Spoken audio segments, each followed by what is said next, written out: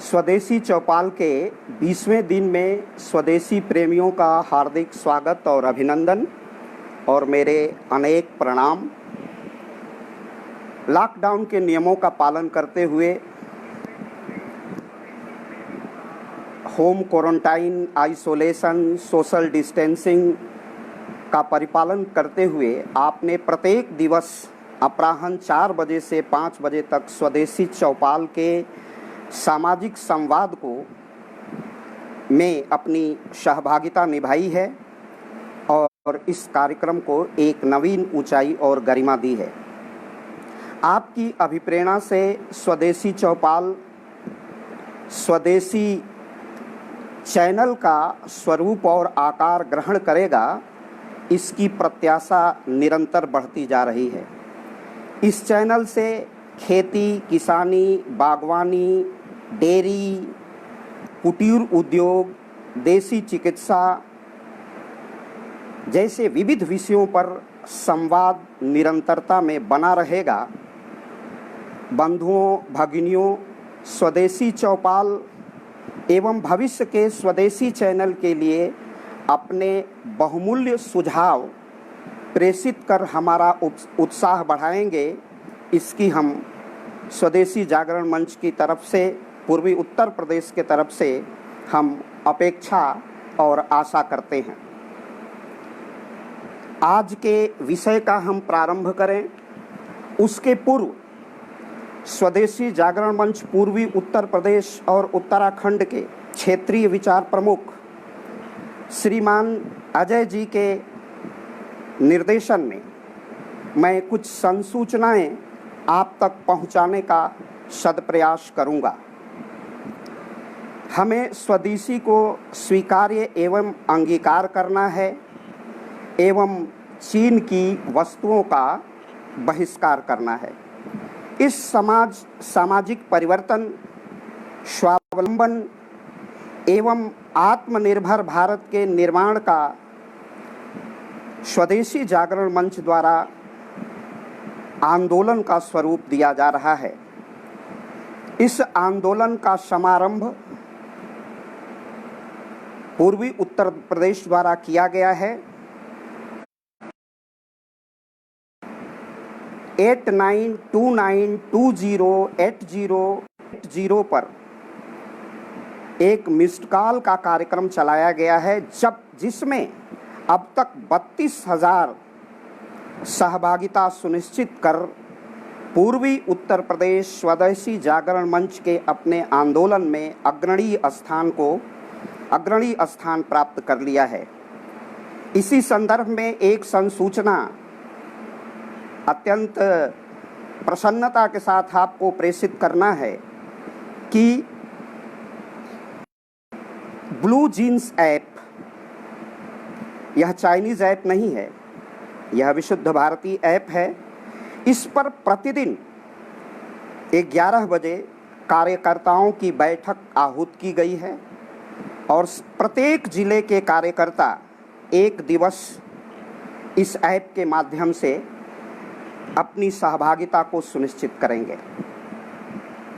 इस महत्वपूर्ण संसूचना के बाद, जैसा कि आपको पूर्व में सूचित किया गया है, मैं अपने विषय पर आता हूं। मेरा परिचय आप जानते हैं, इसका प्रसारण पूर्व में हो चुका है। आज का विषय है सहभागी जनतंत्र और स्वदेशी। सहभागी जनतंत्र और स्वदेशी का संबंध अन्योनाश्रित है, अर्थात एक दूसरे पर आधारित है। हम बिना स्वदेशी के जनतंत्र की कल्पना नहीं कर सकते और जनतंत्र बिना सहभागिता के सफलता से संचालित नहीं हो सकता। जनतंत्र अगर परिभाषिक शब्दावली से में कहें या उसको समझने का सदप्रयास करें तो जन माने जनता और तंत्र माने शासन व्यवस्था। एक ऐसी प्रशासनिक प्रणाली जिसका आधार जनता है, जिसका संचालक सूत्र जनता है, जिसका सूत्रपात जनता द्वारा होता है, जिसका प्रणयन जनता द्वारा होता है, जिसका शिल्प जनता द्वारा किया जाता है, इस प्रकार की प्रशासनिक प्रणाली को हम जनतंत्र कहते हैं। और जनतंत्र बिना सहभागिता के सफलता तक अपने उद्देश्य को प्राप्त नहीं करता है। भारत में जनतंत्र का एक ऐतिहासिक परिप्रेक्ष्य और संदर्भ है। प्राचीन काल से अगर हम वैदिक काल को देखें और सूत्रों के काल को देखें, अर्थशास्त्र की परंपरा को देखें, महाकाव्यों की परंपरा को देखें, तो यहाँ पर हमें जनतंत्र का स्वरूप दिखाई देता है। अगर हम बहुत आसान शब्दों में कहें कि जनतंत्र क्या है, तो जनतंत्र लोकतंत्र के विपरीत अवधारणा है। जनतंत्र राजतंत्र के विपरीत अवधारणा है। राजतंत्र में विबाध्यता है, व्यवस्था है कि राजा का पुत्र ही राजा होगा, लेकिन लोकतंत्र में जनता की इच्छा से राजा का निर्माण होगा, जन आकांक्षाओं से प्रशासन का निर्माण होगा, जन इच्छा से जन आशाओं की परिपूर्ति करने वाले लोग जनतंत्र में अपने प्रशासक का निर्माण करेंगे। और आसान शब्दों में कहें तो जनतंत्र वह शासन प्रणाली है जिसमें एक संपन्न व्यक्ति की वोट की कीमत, एक उद्योगपति के वोट की कीमत, एक आर्थिक रूप से अत्यंत समृद्ध व्यक्ति की वोट की कीमत और एक सबसे विपन्न व्यक्ति के वोट की कीमत जब एक हो जाती है तो उसे हम लोकतंत्र कहते हैं। लेकिन लोकतंत्र का यह स्वरूप पाश्चात्य है। लोकतंत्र की यह परंपरा पाश्चात्य परंपरा है, यह प्रारूप पाश्चात्य है, पश्चिमी देशों की देन है। भारत का जनतंत्र सहभागिता पर आधारित है, समन्वय पर आधारित है, सद्भाव पर आधारित है, पारस्परिक सहयोग पर आधारित है। यह पारस्परिक सहयोग पर इसलिए आधारित है कि सहजीवन, सह अस्तित्व के साथ भारत ने अपनी सभ्यता के उत्कर्ष के साथ जब सभ्यता का परिमार्जन होता है और संस्कृति का परिनिर्माण होता है, तो भारत अपनी जीवन शैली को आगे बढ़ाता है। उसमें जनतंत्र के मूल्य प्रतिस्थापित होते हैं। ऋग्वैदिक काल में विदथि और सभा नामक दो संस्थाएं थी। आचार्य विष्णुगुप्त चाणक्य कहते हैं कि राजा को ब्राह्मणों से, गूढ़ पुरुषों से, विद्वानों से परामर्श करना चाहिए। यह परामर्श कैसा है, इस विषय पर, इस तथ्य पर ध्यान देने की आवश्यकता है। यह परामर्श समाज के विभिन्न वर्गों से आता है। ब्राह्मण जाति नहीं वर्ण है, और वर्ण भारत में वर्ण व्यवस्था योग्यता आधारित है। गूढ़ मनुष्य या गूढ़ पुरुष समाज के वे वयोवृद्ध लोग हैं जिनके पास अनुभव की विशाल थाती है, उनके पास अगाध ऐतिहासिक अनुभव और उस इतिहास का बोध है। ऐसे व्यक्ति जब राजा को परामर्श देंगे तो राजा सन्मार्ग पर प्रेरित होगा। इसी की अभिलाषा मनु महाराज ने की थी अपने मनुष्य स्मृति में। तो भारत अनादिकाल से जनतांत्रिक देश रहा है। कुशीनारा के मल्ल वज्जी गणराज्य प्राचीन काल में लोकतंत्र के जीवंत उदाहरण हैं। उस कालखंड में मतदान की प्रक्रिया होती थी। मतदान भी गुप्त मतदान, जिसे गूढ़क कहा जाता था। प्रकट जो मतदान होता था उसे हम विवृतक मतदान कहते थे। संकर्ण जलपलक मतदान की एक विधि होती थी, जिसमें सलाका ग्राहक के कानों में जो उस समय के चुनाव आयुक्त हुआ करते थे, उस कालखंड में भी चुनाव आयुक्त की परिकल्पना थी। हमारे देश में लोकतंत्र की एक गौरवशाली परंपरा थी। सुव्यवस्थित शासन संचालन के लिए अनेक मंत्रालयों का भी निर्माण किया गया था, जिसमें जनगणना का मंत्रालय था, रक्षा का मंत्रालय था, जिस पर विस्तृत परिचर्चा करने की आवश्यकता नहीं है। हम सहभागी लोकतंत्र को समझने का सत्प्रयास करेंगे और उसका स्वदेशी से किस प्रकार समीकरण प्रतिस्थापित होता है। भारत में प्राचीन लोकतंत्र अपनी यात्रा करते हुए यात्रा यूं कहें कि प्राचीन भारत का लोकतंत्र और राजतंत्र एक दूसरे का सम्मिश्रण था, एक दूसरे के पर्याय थे, लेकिन उसमें समन्वय की अद्भुत क्षमता थी। राजा निरंकुश नहीं होता था। राजा की निरंकुशता पर महाभारत में के शांति पर्व में परिचर्चा की गई है, कौटिल्य ने परिचर्चा की है, मनु महाराज ने परिचर्चा की है। राजा पर पर्याप्त नियंत्रण स्थापित होता था। इसका सीधा सा अर्थ है कि वह राजतंत्र भी सांस्कृतिक मूल्यों से अभिप्रेरित था। इसलिए उसमें लोकतंत्र का अंकुरण प्रथम दृष्टया दृष्टिगोचर होता है या दिखाई देता है। कालांतर में जब हमारी यात्रा आगे बढ़ती है तो यात्रा के पड़ाव में हम एक लंबा कालखंड जो 712 से लेके और औपनिवेशिक शासन काल की प्रतिस्थापना तक एक अंधेरे का कालखंड है, एक घने तिमिर का कालखंड है, जिसमें लोकतंत्र सुषुप्त हो जाता है। लोकतंत्र को जीवंतता मिलती है भारतीय स्वतंत्रता के मुक्ति संग्राम में। भारतीय स्वतंत्रता का मुक्ति संग्राम अगर हम पूर्णतः या प्रत्यक्षतः लोकतांत्रिक नहीं कह सकते हैं, तो प्रच्छन्न रूप से हम कह सकते हैं या अस्पष्ट रूप से हम कह सकते हैं कि वह कालखंड सहभागिता के माध्यम से लोकतंत्र की ओर बढ़ता हुआ कदम था।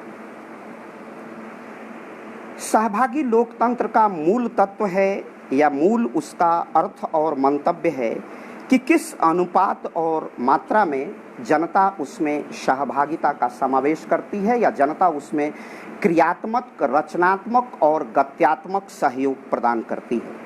स्वतंत्रता के मुक्ति संग्राम को देखें तो उसमें सहभागी लोकतंत्र का कुछ दिग्दर्शन होता है, कुछ दर्शन होता है।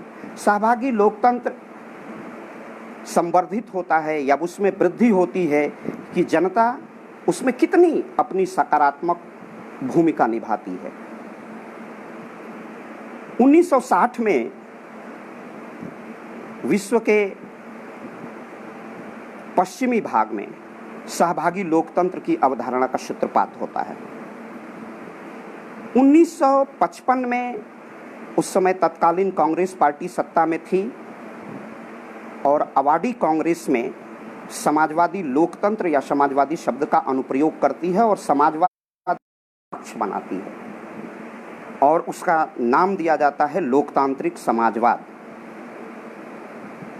लेकिन लोकतांत्रिक समाजवाद या भारत में जितने प्रकार के प्रचलित लोकतंत्र के माध्यम से अपने ध्येय और उद्देश्य के प्राप्ति करने वाले लोग थे, उनका मूल स्वरूप पाश्चात्य लोकतंत्र पर ही आधारित था। एक कसमसाहट थी लोक और तंत्र में एक बिलगाव था। लोक के मन का परिष्कार नहीं हो रहा था। 15 अगस्त 1947 में भारत ने अपनी जनसंप्रभुता की उद्घोषणा की। 26 जनवरी 1950 भारतीय संविधान के प्रारंभ की तिथि है, जिसे भारतीय संविधान के अनुच्छेद 394 में कहा गया है, इसकी अभिव्यक्ति की गई है, उसका प्रकटीकरण किया गया है। और उस तिथि से भारत एक संपूर्ण प्रभुत्व गणराज्य के रूप में विश्व के पटल पर उभर करके सामने आता था। पूरा विश्व देख रहा था कि भारत लोकतंत्र का किस प्रकार प्रयोग करेगा, क्योंकि भारत का अतीत अत्यंत समृद्ध था। इसका अतीत गौरवशाली है। तो भारत के मुक्तांगन में, भारतीय गणराज्य के मुक्तांगन में 1952 में लोकतंत्र का शिशु घुटने के बल पर चलना प्रारंभ करता है। यह भारत में लोकतंत्र की एक उद्घोषणा थी। राजतंत्र का पटाक्षेप हो गया था, उसका समापन हो चुका था, उसका अवसान हो चुका था और लोकतंत्र का समारंभ हो गया था। यह एक नया सूर्योदय था, एक नई लालिमा थी, एक नई प्रसन्नता थी कि भारत ने एक नए तरह की शासन पद्धति का परिनिर्माण किया है। मैं इस स्थल पर कहूँगा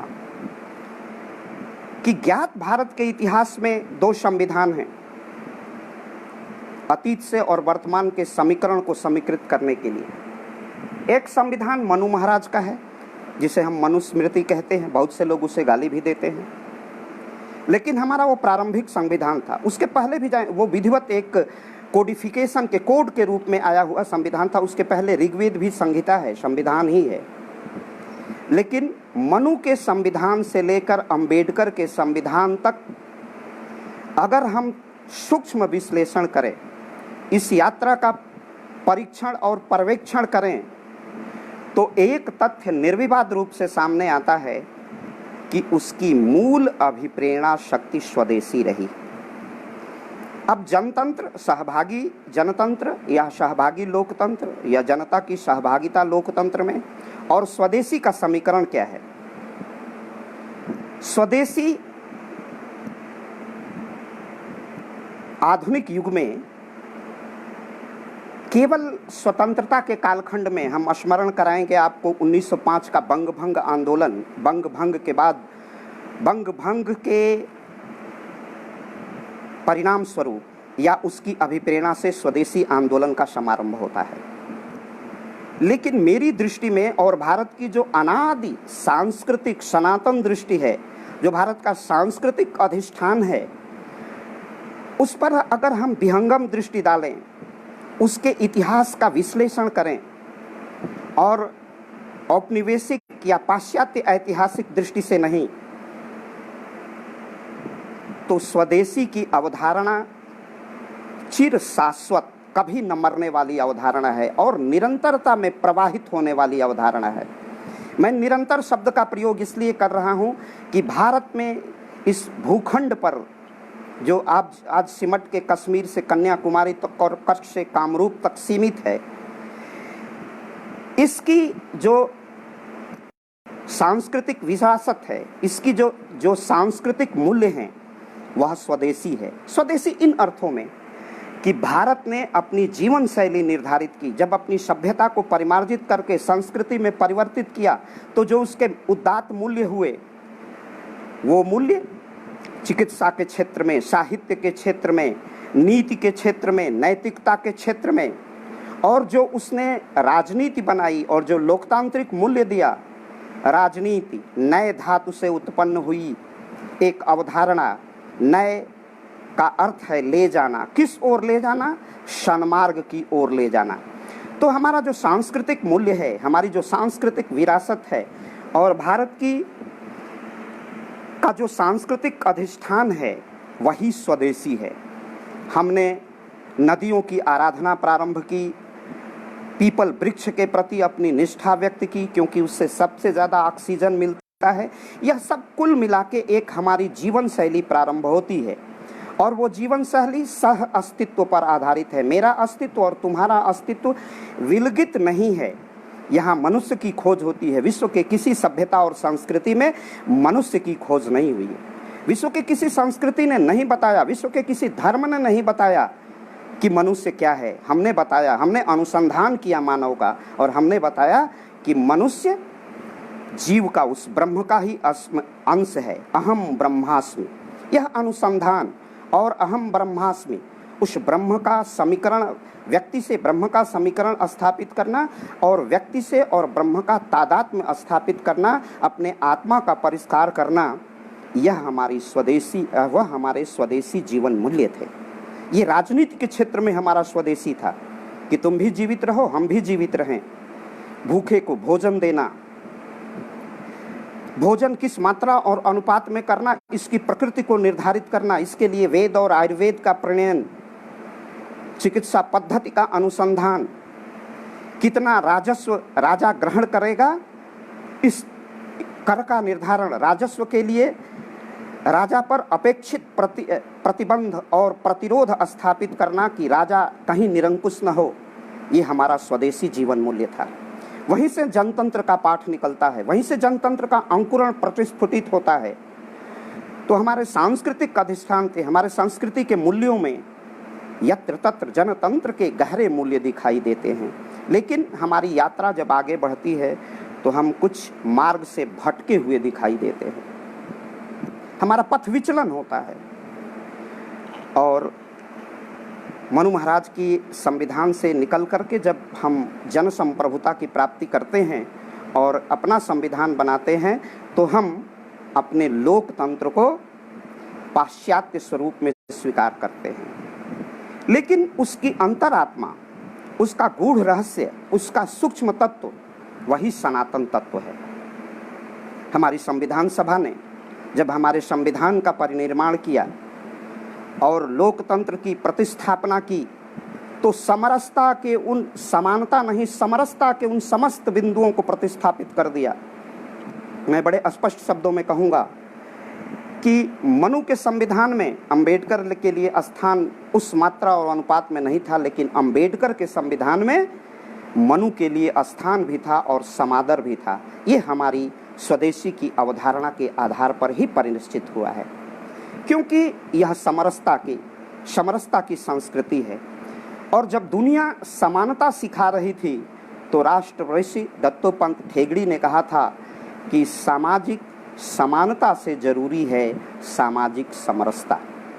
आज हमारे लोकतंत्र की जितनी विकृतियां हैं, लोकतंत्र की विकृतियों की चर्चा करें तो सम्मोहन और चलचल आकर्षण का जनतंत्र, एक लंबे कालखंड तक एक ही पार्टी सत्ता में बनी रही, सत्ता का सम्मोहन, और उस सम्मोहन में जनतंत्र घूमता रहा। एक समय तक यह भी नारा दिया गया कि Indira is India, India is Indira. Nehru का करिश्मेटिक व्यक्तित्व, करिश्माई व्यक्तित्व, उसमें बहुत से लोकतंत्र के स्वदेशी मूल्य तिरोहित हो गए, जिससे सहभागिता सुनिश्चित नहीं हो पाई। यह हमारे लोकतंत्र का पथ विचलन था। लोकतंत्र जब जब पथ विचलित हुआ है तो इस देश पर अनेक प्रकार के संकट आए हैं। 25 जून 1975, जून का महीना, ये मई चल रहा है और जून का पदार्पण होने वाला है। वो 25 जून का दिवस था जब भारत पर आपातकाल अधिरोपित किया गया था। लोकतंत्र गहरे संकट में था, लेकिन उस गहरे संकट के विछोह से भारत बाहर निकलता है और दृढ़ता से बाहर निकलता है। और लोकतंत्र की जड़ें भारत में मजबूत थी, वो तात्कालिकता नहीं थी, वो स्वदेशी की अवधारणा थी जो सुसुप्त हुई थी, और जब जागृत हुई तो लोकतंत्र और मजबूत होकर निकला। और उत्तर भारत में वह पार्टी जो सत्तारूढ़ थी, और सुषमा स्वराज जी के शब्दों में कहें तो जब सदन का चित्र उन्होंने उकेरा था तो उन्होंने कहा था 1996 में लोकसभा में अपना व्याख्यान देते हुए सुषमा स्वराज जी ने कहा था कि सदन का चित्र बदल गया है, आज एकजुट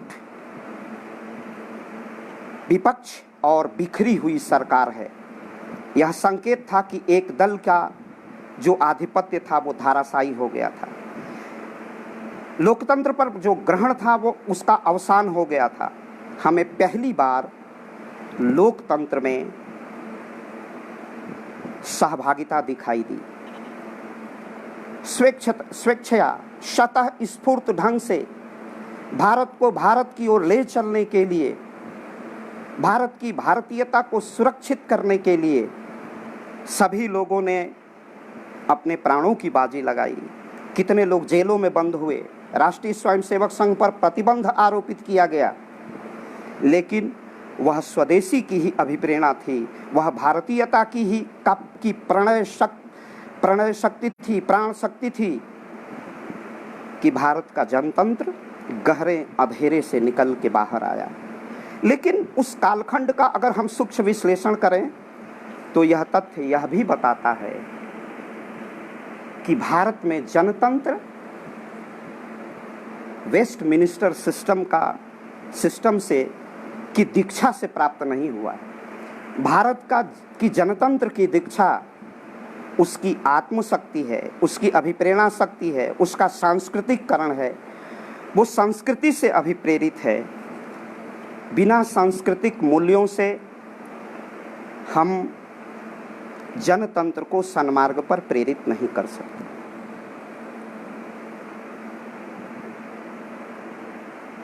भारतीय लोकतंत्र में सहभागिता और स्वदेशी के अगर प्रारूप को देखें और इसको समझने का प्रयास करें तो स्वतंत्रता के पश्चात भारत में जो लोकतांत्रिक चुनाव हुए वो पहला आम चुनाव औपनिवेशिक शासनकाल के खंड में हुआ 1937 में। 1937 में औपनिवेशिक शासन ने भारत को प्रांतीय स्तर पर चुनाव, भारतीय जनों को प्रांतीय स्तर पर और केंद्रीय स्तर पर मतदान करने की सुविधा उपलब्ध कराई और कहा कि प्रांत में अपने सरकारों का गठन करिए। लेकिन यह प्रयोग कांग्रेस कई स्थानों पर अपने सरकार बनाने में सफल रही, परंतु 1939 में द्वितीय विश्व युद्ध के प्रारंभ के बाद यह अनुप्रयोग असफल होता है।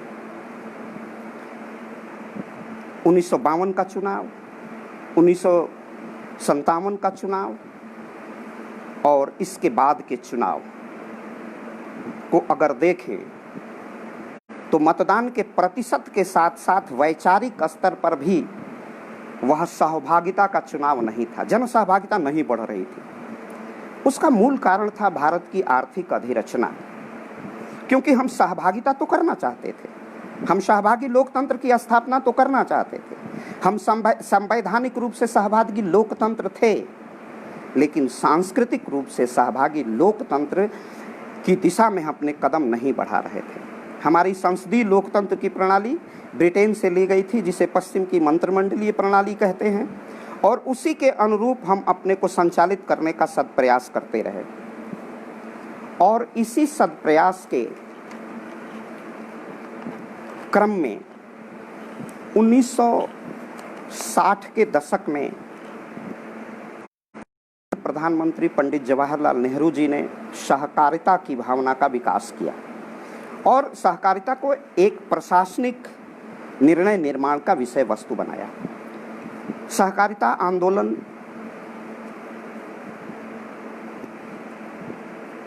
उस युग में प्रासंगिक हो सकता था क्योंकि कृषि का उन्नयन नहीं हुआ था।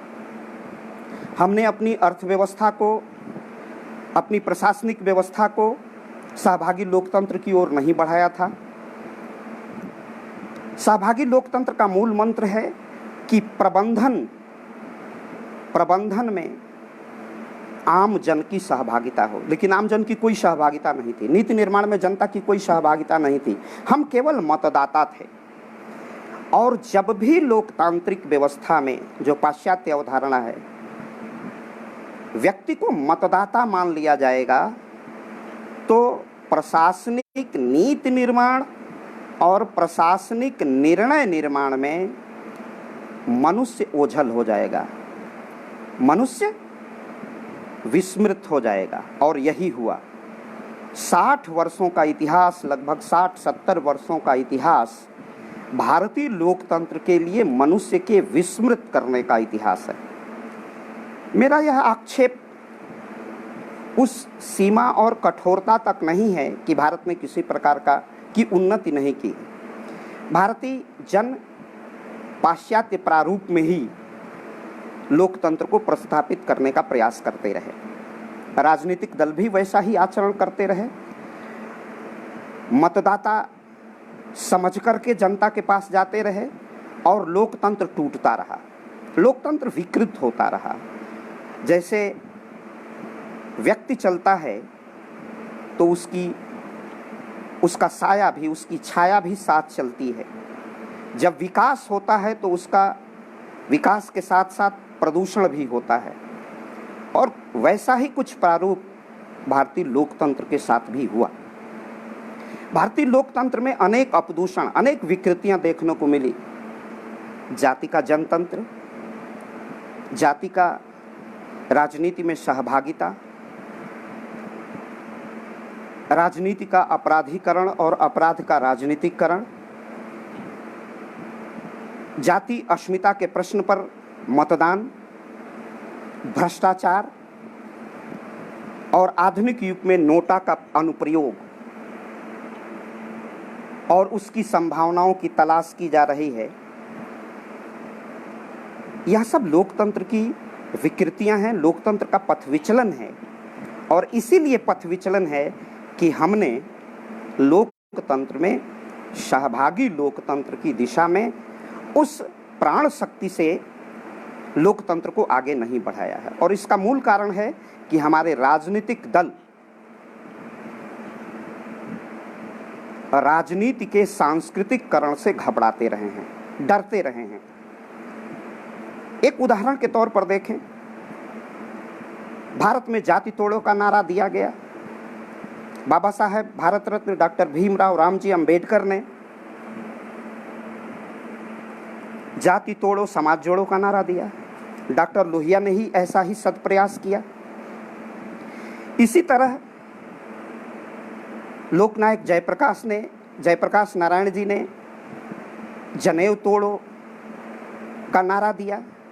लेकिन उसको कितनी सफलता मिली, किस अनुपात और मात्रा में सफलता मिली, वह सब कुछ इसलिए विफल हुआ कि इन राजनीतिक सिद्धांतों का, निर्णयों का सांस्कृतिककरण नहीं हो पाया।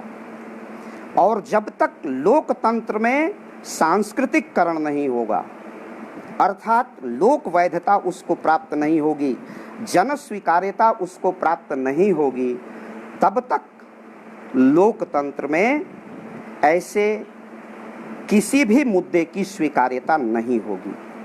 और इसकी विफलता का कारण जन सहभागिता का अभाव है।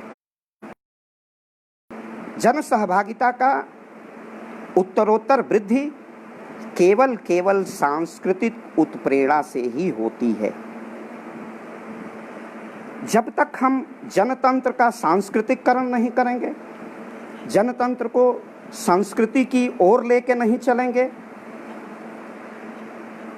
हम सांस्कृतिक अधिष्ठान को प्रतिस्थापित नहीं करेंगे, भू सांस्कृतिक अवधारणा का वर्ण नहीं करेंगे, तब तक हम लोकतंत्र को सहभागी लोकतंत्र नहीं बना सकते हैं। इसीलिए भारत में भारत सरकार द्वारा प्रायोजित सहकारिता का आंदोलन विफल हुआ। ग्राम पंचायत का स्वप्न साकार नहीं हुआ, जिसका सपना गांधी ने देखा था। स्वावलंबन का, क्योंकि हम एकाकी, सहभागिता को भी एकाकी बनाते चले गए, जबकि यह एक निरंतर प्रक्रिया है और एक प्रोग्रेसिव सीरीज है, एक समानांतर श्रेणी है। व्यक्ति से राष्ट्र तक, व्यक्ति से देश तक, व्यक्ति, परिवार, परिवार के बाद जाति के बाद राष्ट्र और राष्ट्र के बाद सृष्टि। इसमें एक एकात्मकता का भाव है, एकता है। व्यक्ति है तो उसका परिवार है, परिवार है तो उसकी जाति है, जाति है तो उसका राष्ट्र है। और पाश्चात्य प्रारूप का लोकतंत्र व्यक्ति को विखंडित कर देता है। जाति में विखंडित करते हैं, परिवारों में विखंडित करता है, क्षेत्र में विखंडित करता है, धर्म में विखंडित करता है, जबकि होना चाहिए इसमें समन्वय, पारस्परिक सहयोग। क्योंकि जाति, व्यक्ति, परिवार, जाति, धर्म, राष्ट्र और यह सृष्टि में एक समन्वय है, एक दूसरे पर ये आश्रित हैं, एक दूसरे के परिपूरक हैं। अगर हम इस समीकरण को स्थापित करने में विफल होंगे तब तक हमारे लोकतंत्र का पथ विचलन होगा, लोकतंत्र अपने मार्ग से भटकेगा। और जब जब लोकतंत्र भटकता है तब तक अनेक प्रकार के विक्षोभ और विकृतियां आती हैं, और इन विकृतियों का समाधान हमें स्वदेशी में ही दिखाई देता है। क्योंकि व्यक्ति मतदाता नहीं है, व्यक्ति और परिवार, जाति और राष्ट्र के समीकरण से मनुष्य का निर्माण होता है।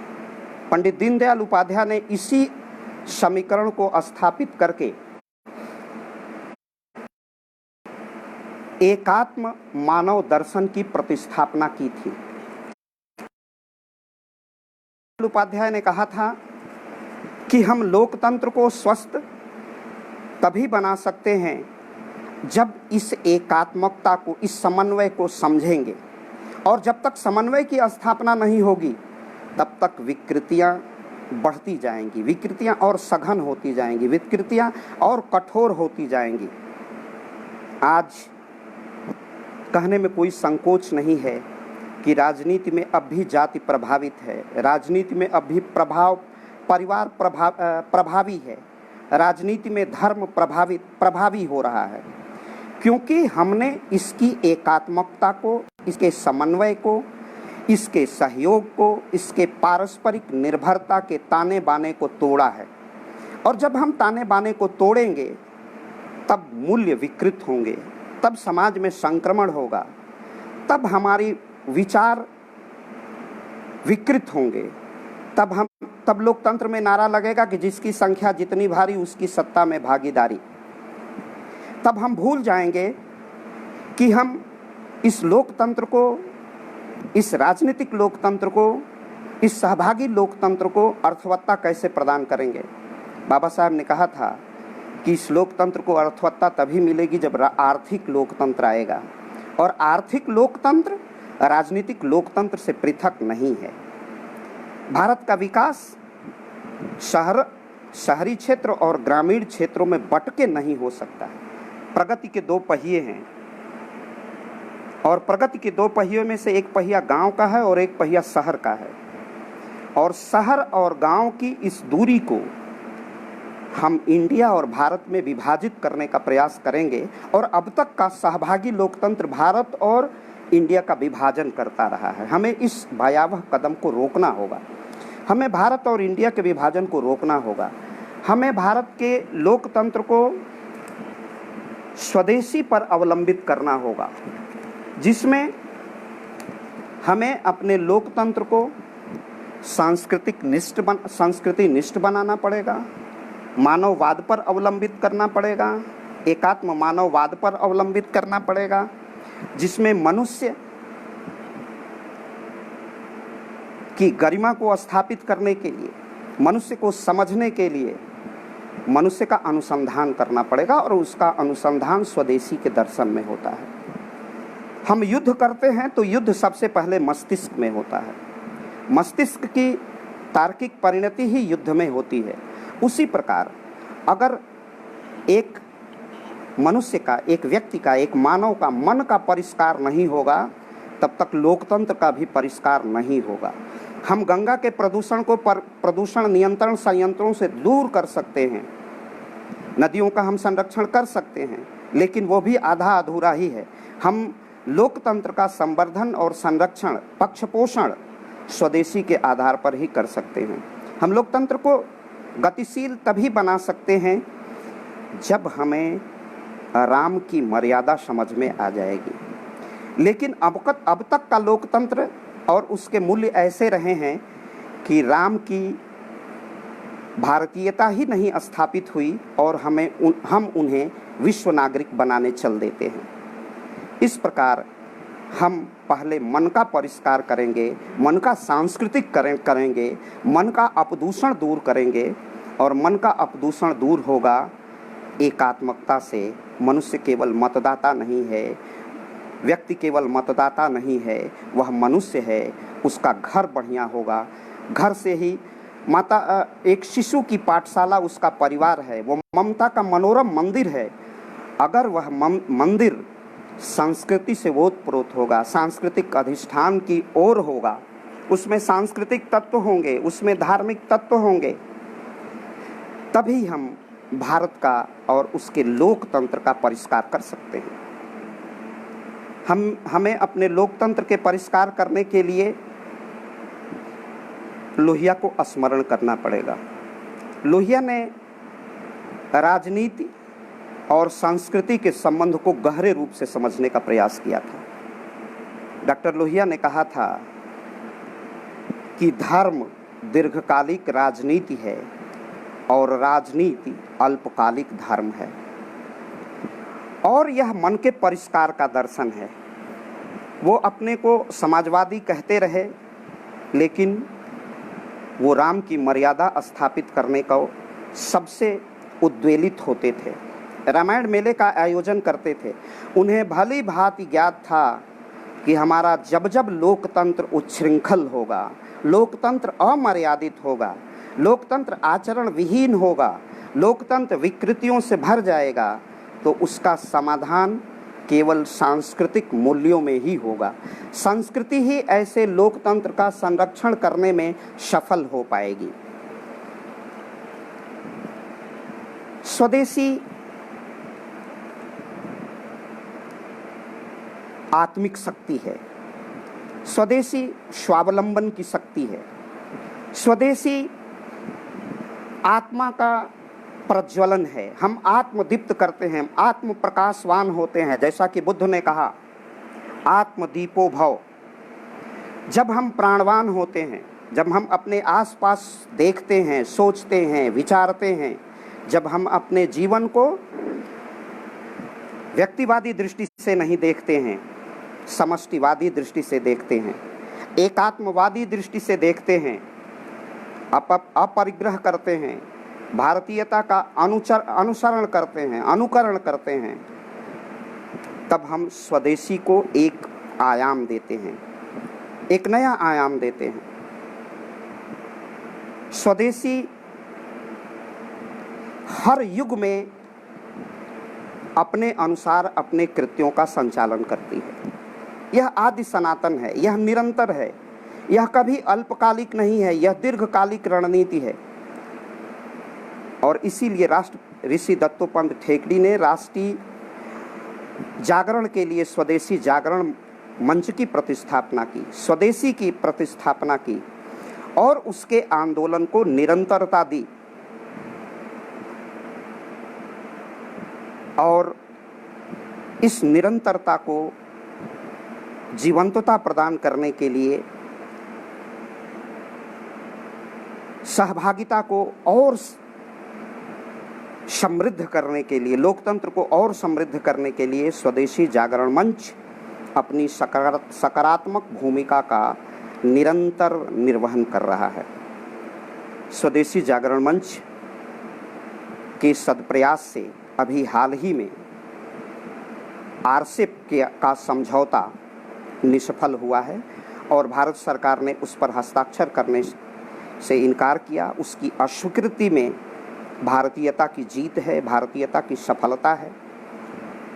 इसके साथ साथ भूमि अधिग्रहण के कानून, भूमि अधिग्रहण की विधियों का निर्माण औपनिवेशिक काल में 1894 में हुआ।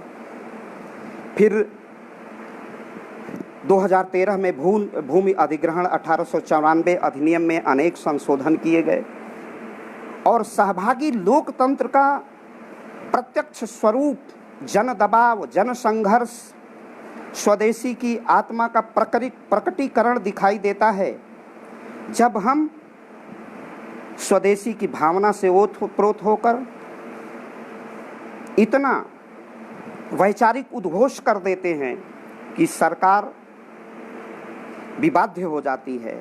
वह संसद पहली बार सहभागिता की संसद दिखाई देती है। लोकसभा दर्पण है और उस दर्पण में सहभागिता का प्रथमतः प्रतिबिंब दिखाई दिया और भूमि अधिग्रहण संबंधी विधियों में इस प्रकार के अनेक परिवर्तन दृष्टिगोचर हुए, जिसमें किसान, वनवासियों के जल जमीन और जंगल का संरक्षण होता हुआ दिखाई देता है। यह सहभागी लोकतंत्र की एक सकारात्मक सफलता है। इसी प्रकार अभी अभी भारत सरकार के द्वारा उद्घोषणा हुई है, आवश्यक वस्तु एवं सेवा अधिनियम 1965 का जो संशोधन हुआ है, 1965 के आवश्यक वस्तु एवं सेवा अधिनियम में हमारा किसान उत्पादक था लेकिन व्यापारी नहीं था, वो वाणिज्य नहीं कर सकता था। आवश्यक सेवा अधिनियम 1955 यह प्रस्तावित करता था कि आप अपने निकट तक मार्केट तक अपने उत्पाद को ले जाएंगे और ले जाने के बाद जो पंजीकृत आढ़तिया होगा उसी को अपने सामान का विक्रय करेंगे। मैं भारत सरकार को धन्यवाद देता हूँ।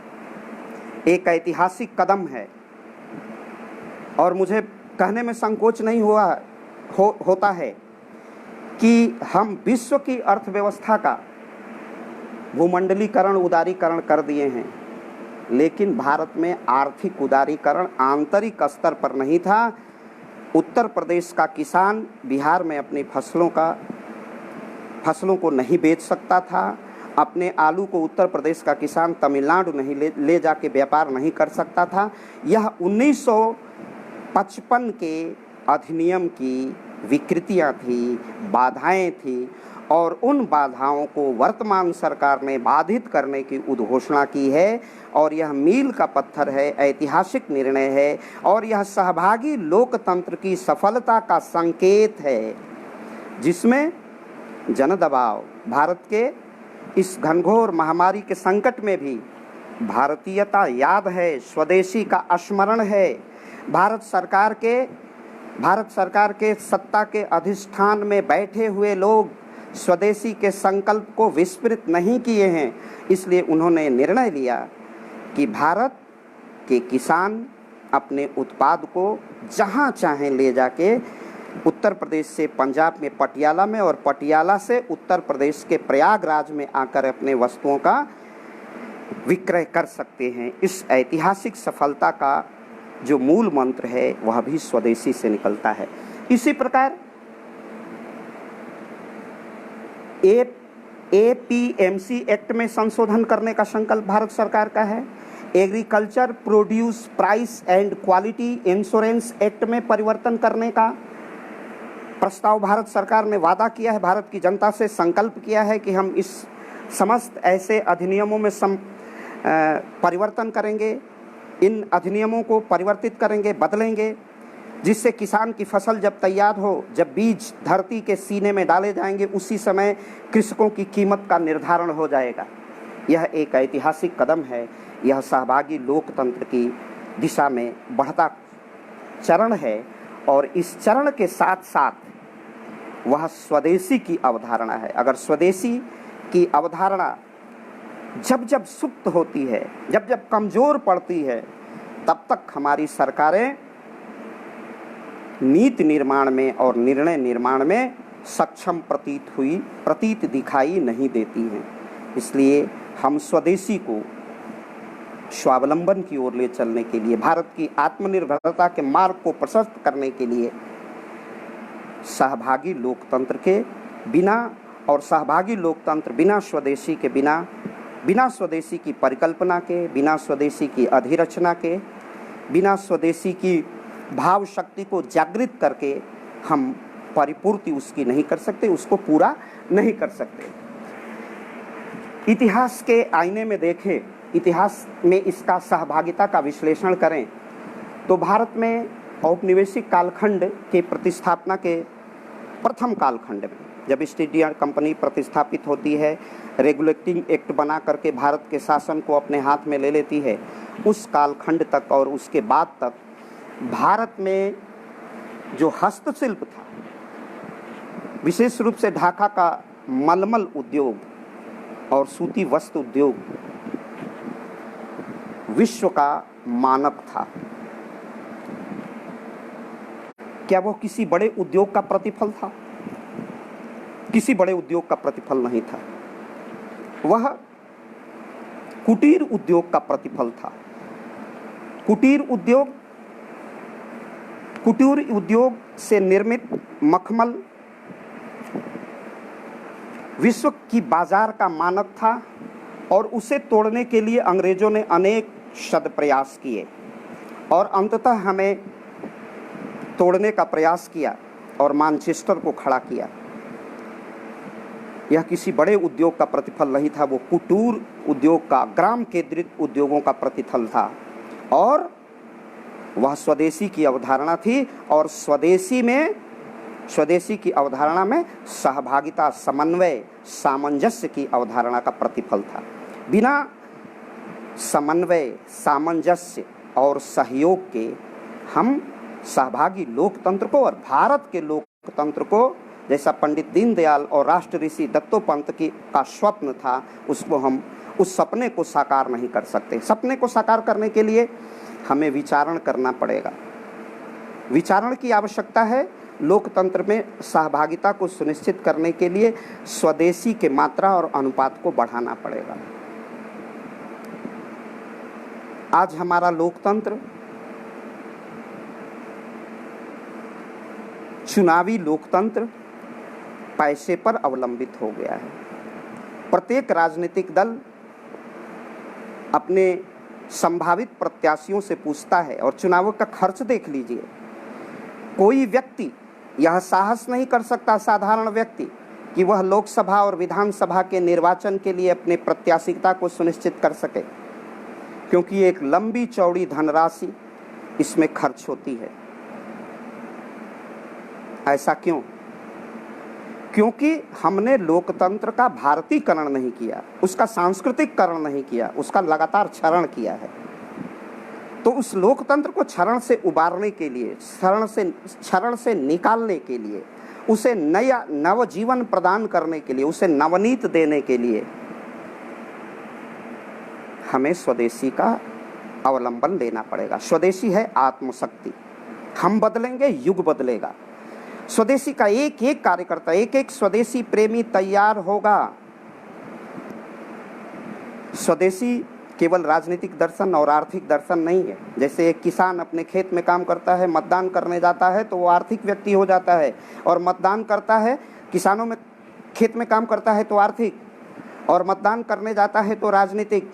स्वदेशी पर विमर्श करता है तो प्रशासनिक नीतियों का भाग होता है, तो वो क्या होता है? राजनीतिक होता है। तो इस दोनों में द्वैध को मिटाना भी स्वदेशी है।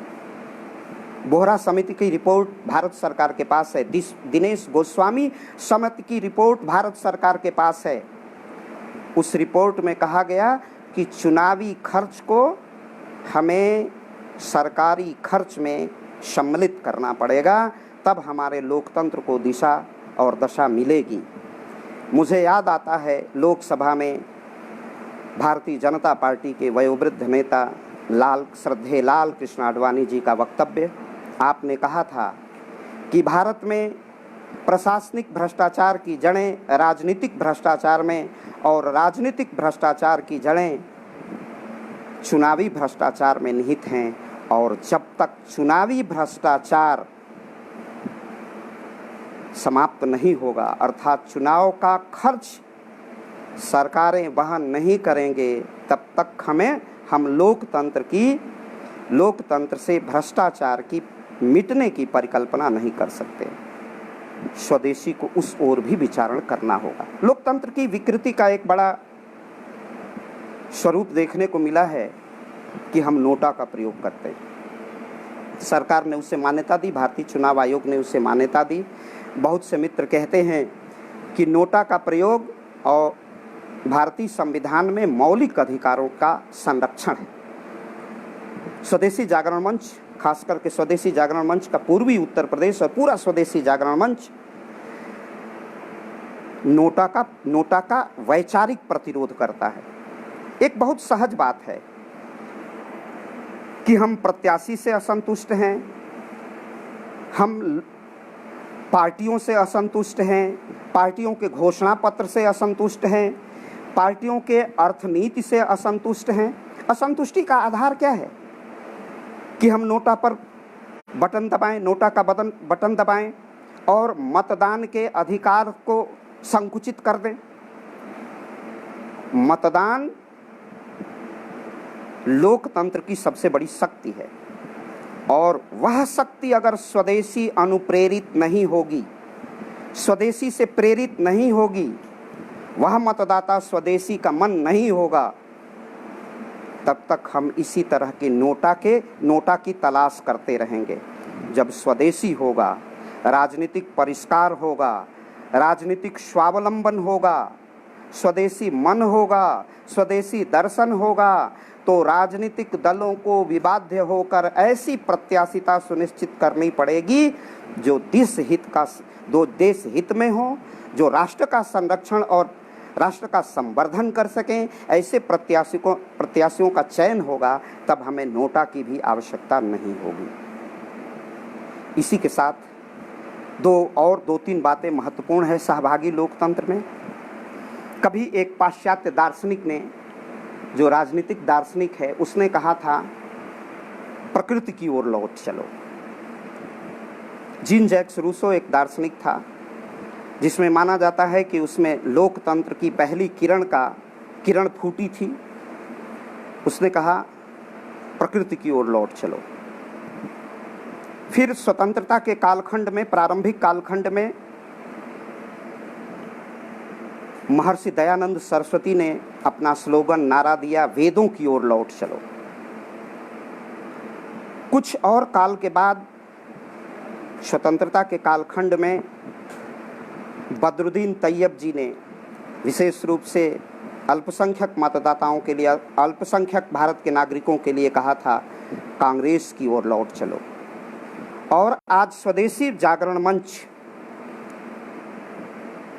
के इस पहल के स्वदेशी चौपाल के माध्यम से मैं स्वदेशी जागरण मंच की ओर से एक नवीन संकल्प और स्लोगन की बात करता हूँ, उठाता हूँ, संस्कृति की ओर लौट चलो।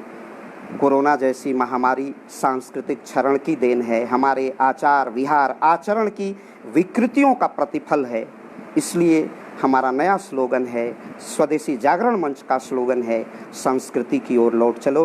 बिना सांस्कृतिक अधिष्ठान के, बिना संस्कृति के मूल्यों के संरक्षण से, बिना संस्कृति की अभिप्रेरणा से, बिना सांस्कृतिक मूल्यों की अभिप्रेरणा शक्ति से, उसका आचरण और अनुकरण करने से, किसी देश की आर्थिक मदद से, चाहे हमने देख लिया है उदाहरण, रूस की मदद से हम आगे नहीं बढ़ पाए, इसी प्रकार हम अमेरिका की मदद से आगे नहीं बढ़ पाएंगे।